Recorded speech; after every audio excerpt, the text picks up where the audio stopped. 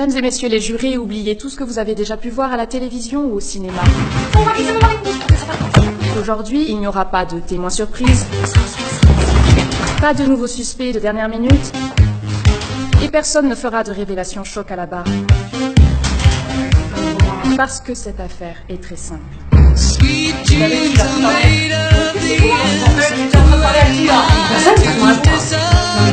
Margaret Everton, épouse de Mark Everton ici présent, a été assassinée.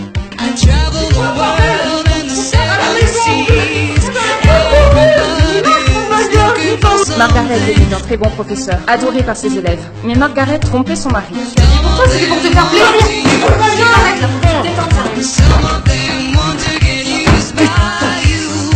Un soir, Mark l'a découvert. Il est devenu fou de rage, littéralement. La voisine, agacée par ce tapage nocturne, a appelé la police. Je vais appeler la police! Mes voisins, ils font du bruit tous les soirs. J'ai mal à la tête. Faut vraiment que vous veniez là tout de suite. Et quand le policier est arrivé sur les lieux, il a trouvé Margaret morte.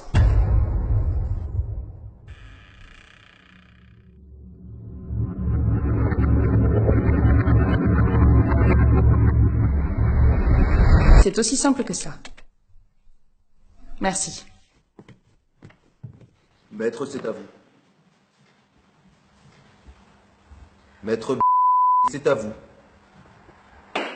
Maître!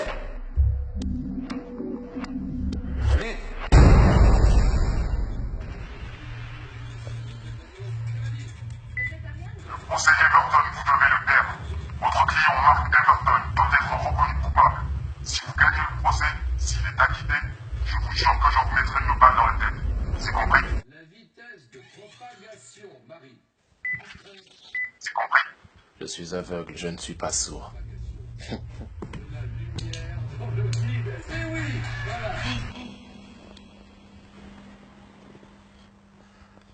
Oui? Eh bien, vous ne faites pas votre introduction? Non. Très bien, alors continuez, madame la procureure. J'espère que vous savez ce que vous faites. J'appelle à la barre mademoiselle Moine, la voisine qui a appelé la police ce soir-là. Vous allez céder au chantage et perdre le procès. Vous avez peur J'ai l'air d'avoir peur de mourir. Vous avez surtout l'air en manque. Qui avez-vous vu entrer chez madame Everton ce soir-là? Ça fait 4 mois que je le dis. Combien de temps je vais devoir attendre encore? Monsieur Everton. Vous pensez que votre maître chanteur est impliqué dans l'affaire? Non, c'est manifestement quelqu'un qui aimait beaucoup la victime et qui est persuadé que mon client est bel et bien son meurtrier. Et comme vous êtes son avocat, il vous déteste sûrement autant qu'il déteste votre client. Ce soir-là, après avoir appelé la police. Il est probablement ici en ce moment même. On cherche donc quelqu'un qui vous déteste ici. Ça réduit pas vraiment le nombre de candidats. Je veux dire quelqu'un d'autre que Mark Everton qui aurait pu commettre ce meurtre? Non. Vous devrez donc trouver le maître chanteur tout en gagnant le procès. Je te rappelle que je suis aveugle. Ah, parce qu'avant d'être aveugle, vous utilisiez vos yeux ou votre tête? Je n'ai pas d'autres questions. Acte 1, la voisine. Vous avez déclaré avoir vu Mark rentrer chez lui ce soir-là. Vous l'avez vu de dos ou de face?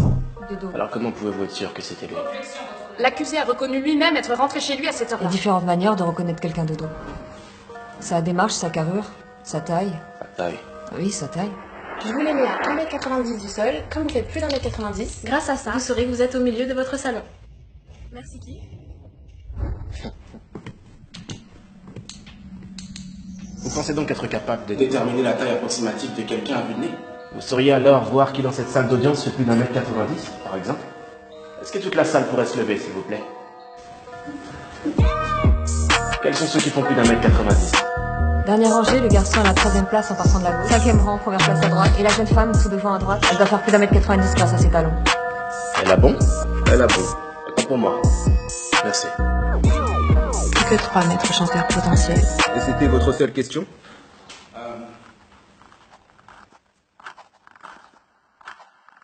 Vous avez surtout l'air en manque. Pourquoi est-ce que vous vous droguez, vous? Je reformule. Est-ce que vous vous droguez? Qu'est-ce que ça vient faire dans ce procès? S'assurer de la crédibilité du témoin. Objection rejetée. Répondez à la question, s'il vous plaît. Pas souvent. Vous êtes-vous drogué ce soir-là?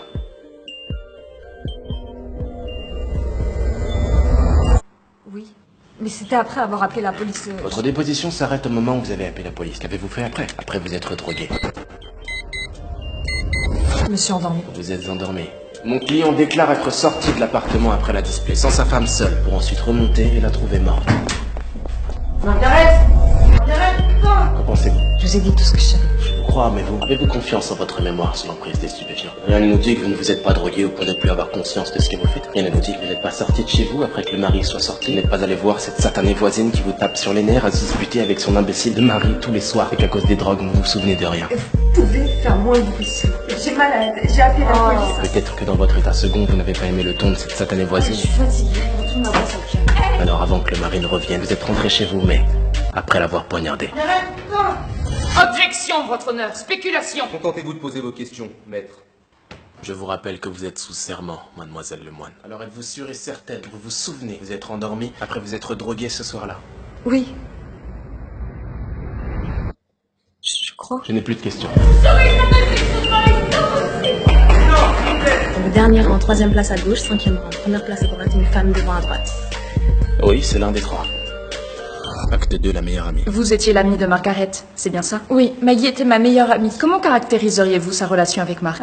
Normal, c'était une relation normale. N'avez-vous jamais été témoin de disputes? Si, comme tous les couples. De disputes particulièrement violentes? Je sais pas ce que vous essayez de me faire dire, c'était juste un couple normal, avec des hauts, des bas. Et Maggie devait vraiment être contente d'avoir Mark.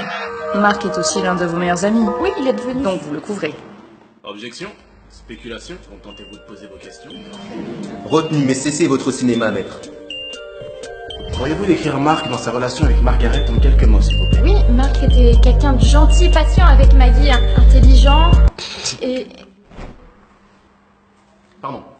Dans le téléphone de la victime, on m'a rapporté que Margaret s'amusait à mettre des émojis à côté du nom de ses amis dans son répertoire. Est-ce que vous faisiez pareil? Oui. Quel est l'émoji à côté du nom de Mark dans votre téléphone? Un cœur, je crois. Un cœur. Quelle couleur est ce cœur? Rouge. Depuis combien de temps vous êtes amoureuse de Mark? Vous l'avez qualifié de gentil, patient, intelligent. Ceci est faux. J'ai rarement eu l'occasion de défendre quelqu'un d'aussi bête et détestable que cet homme. Vous êtes illusionné et ça ne peut qu'être par l'amour, alors. Vous étiez jalouse? Non. Est-ce que ça vous faisait de le voir avec elle? Mais Ça devait pas être simple. Elle était aimée de tout le monde et en plus par l'homme que vous aimez. n'était pas aimé. Vous avez appris qu'elle le trompait. C'est juste Vous étiez que- jalouse de votre meilleure amie, C'est juste- amoureuse de son mari. Merci. Qu'est-ce que vous avez fait? Maman, ils vont croire qu'elle ment pour me couvrir parce qu'elle est amoureuse de moi. Non, regardez les jurés. Ce qu'ils vont voir, c'est la jalousie dans les yeux de cette femme qui n'a pas l'air très triste d'avoir perdu sa meilleure amie. Je leur ai donné de quoi imaginer, de quoi ébranler leur certitude. Ils vont imaginer cette femme rendre visite à sa meilleure amie. Et ils vont imaginer se disputer avec elle après que vous soyez sortis de l'appartement. À propos de vous, de son infidélité, peu importe. Ils imagineront cette femme poignarder sa meilleure amie de sang-froid, par jalousie.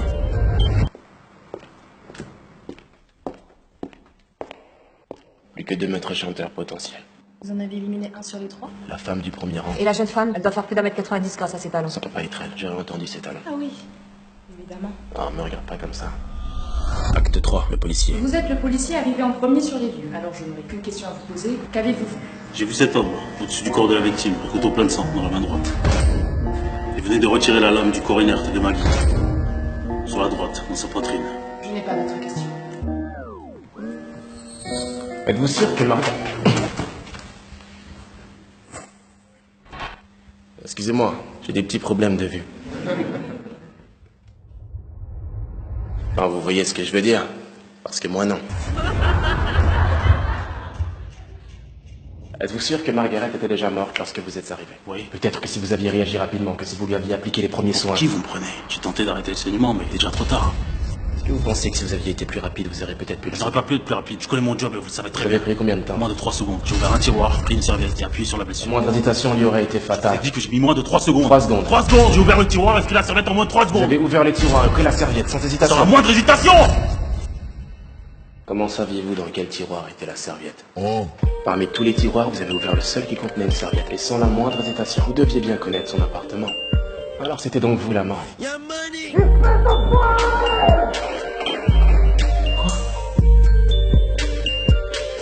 Ça m'a étonné quand vous avez appelé la victime Maggie. Du corps inerte de Maggie. Évidemment que vous étiez le premier policier sur les lieux, vous étiez déjà caché quelque part à vous rhabiller dans les meubles. Qu'est-ce que vous pensez de mes déductions? N'importe quoi! Pourquoi vous êtes resté? Vous écoutiez la dispute, vous vouliez vous assurer qu'elle ne dise pas votre nom? Je comprends, il en va de votre réputation, de votre boulot. Vous dites n'importe quoi! Vous aurez balancé tôt ou tard pour sauver son couple, et vous le saviez alors. Avez-vous attendu que le mari sorte pour y retourner et faire taire Margaret à tout jamais? Si vous continuez à dire n'importe quoi!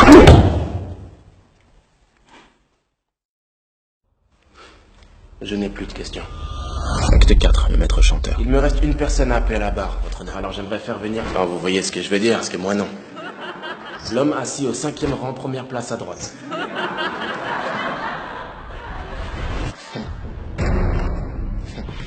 À droite.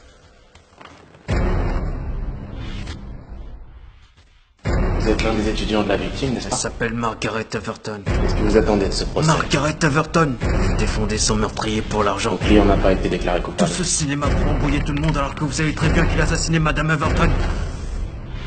Vous ne perdez rien pour attendre.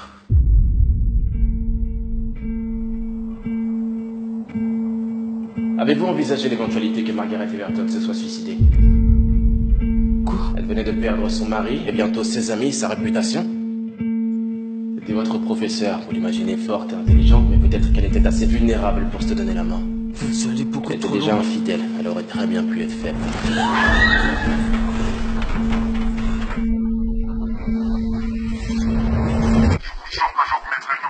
Vous êtes une pourriture! Vous cherchez à manipuler tout le monde. Jamais elle aurait fait une chose pareille. J'ai l'air d'avoir peur de mourir.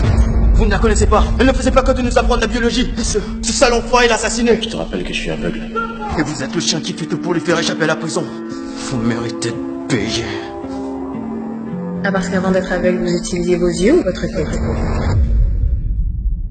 Quelle est la vitesse de propagation, Marie? La lumière. La lumière.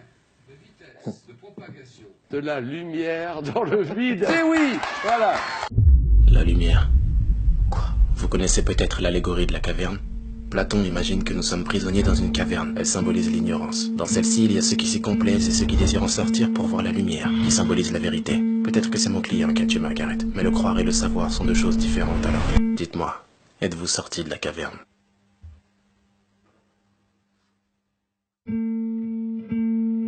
Bouge pas! Reste tranquille! Acte 5, les jurés.